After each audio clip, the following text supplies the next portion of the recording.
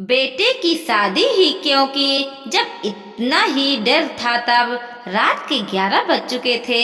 श्री दीनानाथ जी बहुत नींद आ रही थी, पर पत्नी थी कि अभी तक बेटे तरुण के कमरे में निकल कर नहीं आई थी। 2 बार दीनानाथ जी उसके कमरे में चक्कर लगाकर आ चुके थे और अपनी पत्नी को बुला चुके थे। आखिर बहू नव्या को रसोई में जाते देखकर उठ गए और तरुण के कमरे में जाकर बोले, अरे भगवान, कब तक तरुण के कमरे में बैठी रहेगी? अब इन्हें भी सोने दो और खुद भी सो जाओ।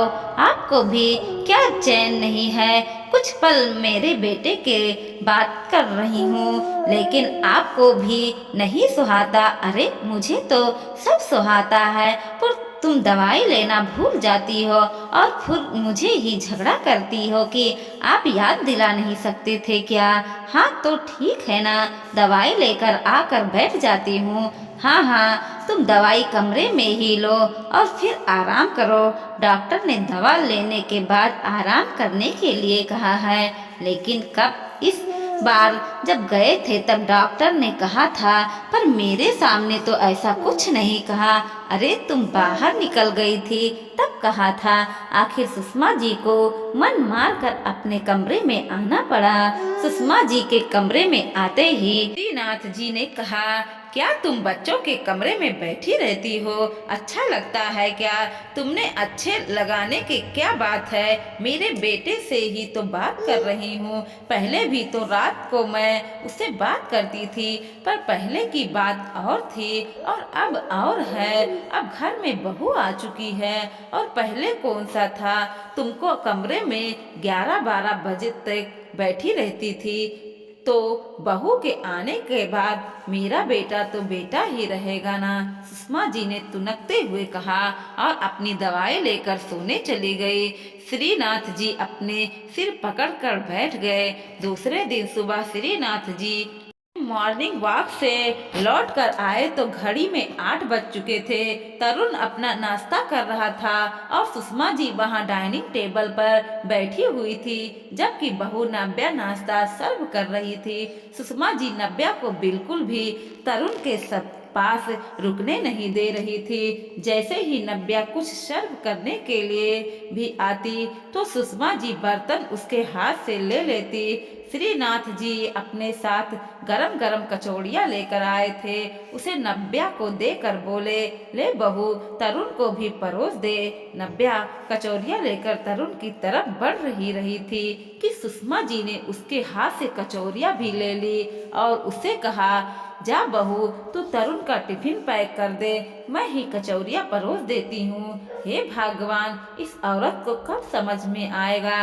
यह बात सोचते हुए श्रीनाथ जी वहीं सोफे पर बैठ गए और सुषमा जी की तमाशे देखने लगे। थोड़ी देर बाद तरुण घर से निकलने लगा तो उसने नव्या को आवाज देकर कहा, नव्या, शाम को जल्दी तैयार हो जाना, भीड़ के यहाँ पार्टी में जाना है। मेरे सारे दोस्त आ रहे हैं। इससे पहले कि नव्या कुछ कहती, सुषमा जी बोली, अरे फिक्र मत करो बेटा, हम लोग टाइम से तैयार हो जाएंगे, तू जा। सुषमा जी की बात सुनकर तरुण एक पल के लिए रुक गया। यहाँ तक कि श्रीनाथ जी ने हैरानी से अपने पत्नी की तरफ देखने लगा तो सुषमा जी ने कहा, अरे खड़े क्या है, जा, क्या नहीं, देर हो जाएगी ऑफिस में। तरुण ने अपने पापा की तरफ देखा तो उन्होंने उसे जाने का इशारा किया। आपने पापा का आश्वासन पाते ही वो वहां से रवाना हो गया। वह नव्या भी रसोई में चली गई। आखिर बोलती भी तो बोलती क्या, वह सुषमा जी कमरे में आकर अलमारी खोलकर अलमारी के ने खड़ी हो गई। पीछे पीछे श्रीनाथ जी भी कमरे में आ गए। क्या कर रही हो भगवान? अरे शाम की पार्टी के लिए क्या पहनूंगी, बस यही सोच रही हूँ। मैं यही तो पूछना चाहता हूँ कि तुम क्या कर रही हो? तुम्हें कुछ समझ है कि या नहीं? तरुण की शादी के बाद समझ बेच खाई। तरुण के दोस्तों की पार्टी है, वहाँ तुम कहाँ अच्छी लगोगी? अरे तो मैं उसको, उसके सारे दोस्तों को जानती हूँ, वो सब भी तो मेरे बच्चे जैसे हैं। अरे बच्चे जैसे हैं तो भी तो उन्हें तो चाहिए ना, मतलब ऐसा क्या, वो तो अकेले चला जाएगा। जरूरी है क्या नव्या को साथ लेकर जाना? नव्या तो उसके सारे दोस्तों को ठीक से जानती भी नहीं। अरे नहीं जानती तो जान जाएगी, वो दोनों पति पत्नी हैं। तुम्हें शोभा देता है क्या बच्चों के साथ जाना? अरे पर तरुण मेरा बेटा है। पर भगवान, तुम्हारा बेटा तब किसी का पति भी है। अगर ज्यादा इन लोगों के रिश्ते के बीच में आओगी तो एक दिन ऐसा आएगा कि तुम इस घर में अकेली रह जाओगी। हर रिश्ते की अपनी मर्यादा होती है। इतनी क्या मर्यादा तोड़ना की मजबूरी होकर बेटा बहू को तुम्हारे सामने खड़े होकर बोलना पड़े? ऐसी कैसी चीज जी? मैं बड़ी जीजी से भी अपने बच्चे को कितनी छूट दी थी। क्या हुआ बाद में बहू बेटे को लेकर हमेशा हमेशा के लिए अलग हो गई?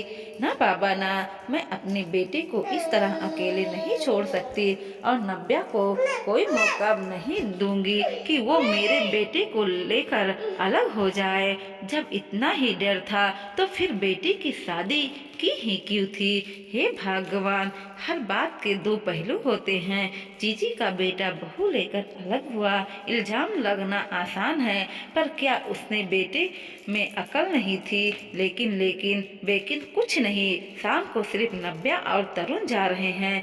कुछ तो अपने संस्कार पर भी विश्वास करो। थोड़ा स्पेस दो बच्चों को। और आइंदा मैं इस तरह की हरकत देखनी ना तो याद रखना, मैं तरुण को कह दूंगी कि अपना ट्रांसफर दूसरे शहर करवा ले, फिर बैठी रहना अकेले।